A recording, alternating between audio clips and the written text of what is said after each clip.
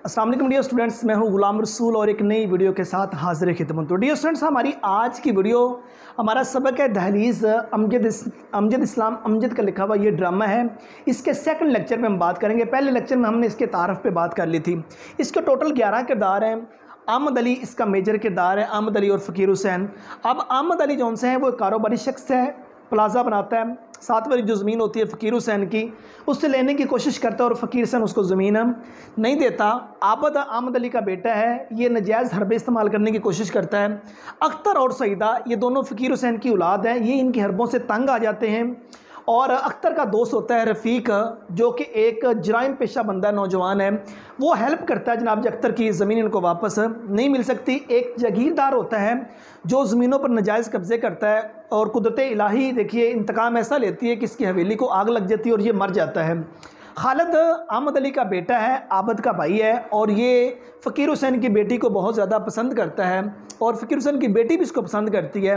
लेकिन फ़कीर हुसैन की जो बेटी सईदा है वो रफ़ीक के मतलब कि बहुत ज़्यादा किरदार से मुतासर होती है, वो रफ़ीक के साथ शादी कर लेती है। सलामत रफ़ीक का मुलाजिम है। सलमा और नीलम, सलमा जौन सी वो अहमद अली की बीवी है और जो नीलम है उसकी बेटी है। इनके आपस में बहुत ज़्यादा चपकलिश होते हैं। अहमद अली बीमार हो जाता है, फ़कीर हुसैन उसको पूछने के लिए जाता है, उसकी इत्मीदारी करता है और इनकी सारी जो रंजिशें हैं वो ख़त्म हो जाती हैं। तो आइए डियर स्टूडेंट्स, हम मतलब इस सबक की रीडिंग करते हैं। सीन नंबर जो 14 है, मतलब कि वो हम आज के इसके लेक्चर के अंदर डिस्कस करेंगे। रफ़ीक का डेरा। सईदा और अख्तर कदरे एक्साइटेड मीन्स पुरजोश अंदाज में आते हैं। डेरा खाली है, चारों तरफ देखते हैं। मीन्स रफ़ीक जो अख्तर का दोस्त है, अख्तर, रफ़ीक साहब, सईदा कहाँ गया वो? रफ़ीक साहब बेचैनी से चारों तरफ देखती हैं। मैंने कहा भी था कि मतलब कि अब सईदा अपने भाई से कहने लगती, मैंने कहा भी था कि उनसे पहले पूछ के हम चक्कर लगाएं, पता नहीं वो मिलता है कि नहीं मिलता।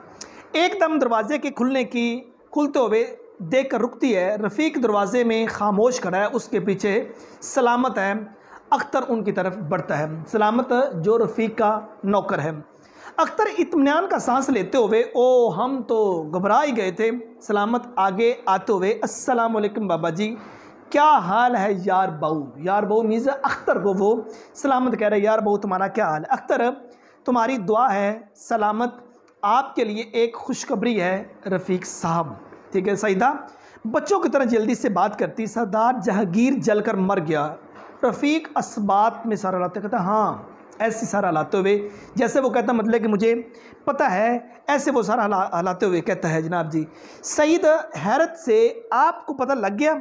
रफ़ीक जी हाँ, आपने मुझे इससे दूर रहने को कहा था, गाफिल रहने को नहीं। सईदा लाजवाब सी होकर खामखा मुस्कुरा देती हैं। रफ़ीक अपने तागे को उंगलियों में बार बार लपेटते और खोलते हुए बोलता है, बैठे ना आप लोग। अख्तर, नहीं रफ़ीक साहब, हम दरअसल यही बताने आए थे। सलामत, लो जी, ये कैसे हो सकता है कि कुछ ना कुछ तो होना चाहिए, आप बताइए बाबा जी, पेड़ों की लस्सी पेश करूं? कि मीन्स सलामत जो रफ़ीक का नौकर है और ये अख्तर से कह रहा है कि अगर आप कहें तो आपको मतलब कि पेड़ों की लस्सी मीन्स मक्खन की जो लस्सी है वो आपको पेश करूं? सईदा हैरत से, क्या?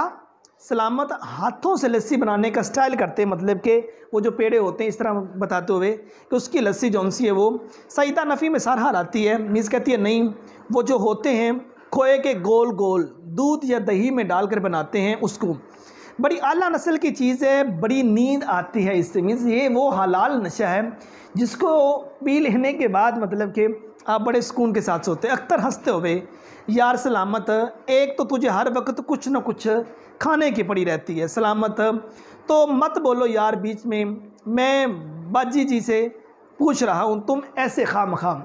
मैं अख्तर कहता है कि मैं सईदा से सॉरी सलामत कहते हैं कि मैं सईदा से पूछ रहा हूँ, तो अख्तर तुम खामखा इसके अंदर इंटरफेयर कर रहे हो। सईदा, नहीं सलामत भाई शुक्रिया, हम चले जाएंगे। रफ़ीक से, आप आइए ना किसी वक्त, अब्बू भी पूछ रहे थे आपको।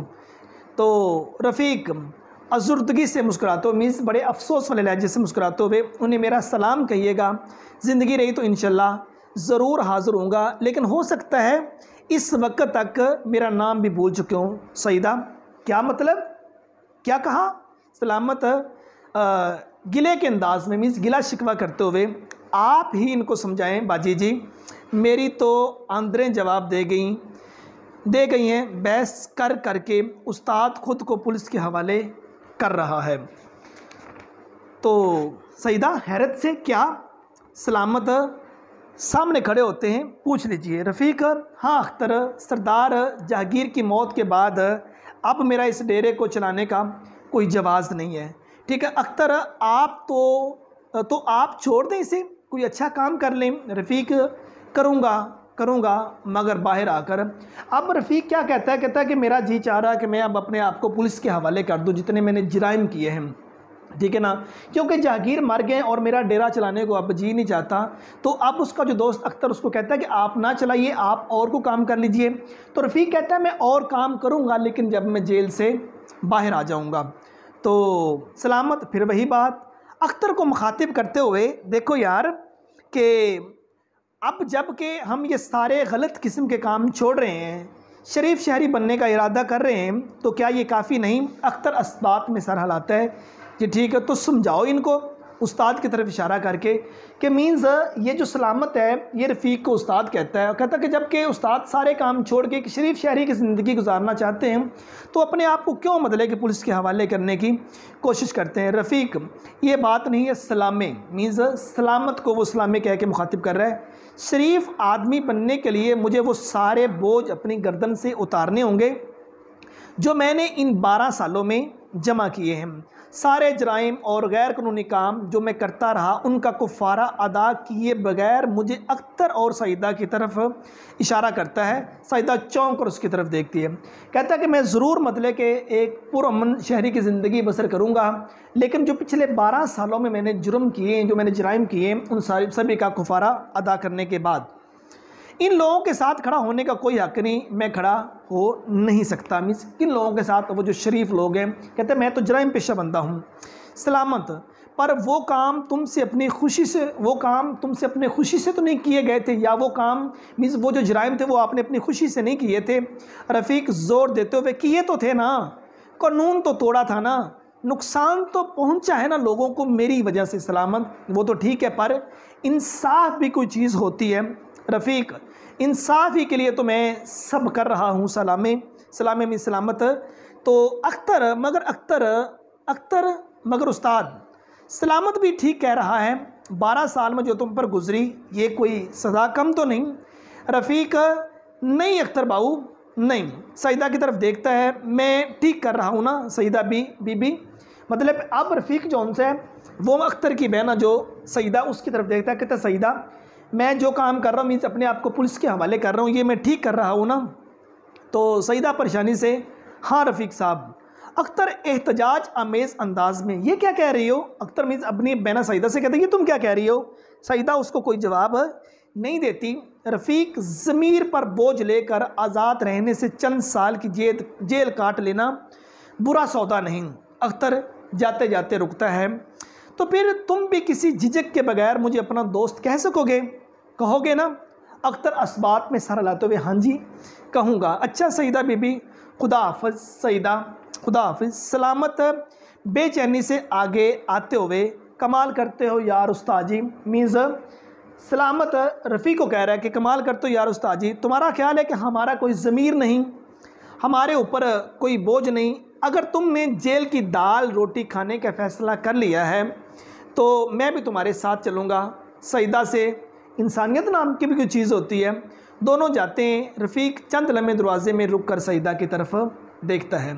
अब इस सीन के अंदर जो हमने पढ़ा है वो ये दोनों बहन भाई अख्तर और सईदा दोनों रफ़ीक की तरफ आते हैं, रफ़ीक को बुलाते हैं और रफ़ीक को मतलब कि जब देखते हैं वो हवेली के अंदर नहीं होता, आवाज़ देते हैं तो सलामत जौन सा है वो नज़र आता है और उधर से जो रफ़ीक है वो भी आ जाता है। वो रफ़ीक के साथ इनकी बातचीत होती है और रफ़ीक को बताते हैं कि जहांगीर जौन सा है वो मर गई, ये आपको बताने के लिए आए थे।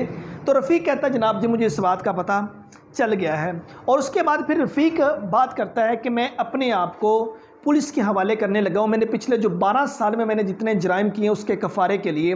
तो अख्तर उसको मना करता, अख्तर कहता है आपने कौन से जानबूझ के किए थे? तो सलामत जो उसका नौकर होता है वो उसको सर कह के पुकारता है, उस्ताद कह के पुकारता है। कहता है जी आप एक कब अच्छे शहरी बन के ज़िंदगी गुजारने का आपने सोच ही लिया, तो पुलिस के हवाले अपने आप को क्यों करते हैं? और वो कहता है कि नहीं, मैंने जो 12 साल में मैंने जराइम किए हैं उनका कफ़ारा यही है कि मैं अपने आप को पुलिस के हवाले कर दूं। और ये इतना वफ़ादार बंदा होता है। कहता है फिर आप अकेले पुलिस के पास जेल में नहीं जाएंगे, मैं भी आपके साथ चलूँगा। और उधर से अख्तर और सईदा जौन से वो दोनों जाने लगते हैं। और जनाब जो रफ़ीक है वो एक नज़र जौन से है वो सईदा को देखता है। यहाँ जो सीन नंबर 14 था वो ख़त्म हुआ। तो डियर स्टूडेंट्स, ये हमारा इसी सिलसिले का आज सेकंड लेक्चर था। तो इसके बाद जो इसका सीन नंबर 15 है वो हमारा थर्ड लेक्चर और आखिरी लेक्चर होगा। उम्मीद करता हूँ कि आज की वीडियो आप स्टूडेंट को अच्छी लगी होगी। नेक्स्ट वीडियो में मिलते हैं। अपना बहुत सारा ख्याल रखिएगा। फ़ी अमानिल्लाह।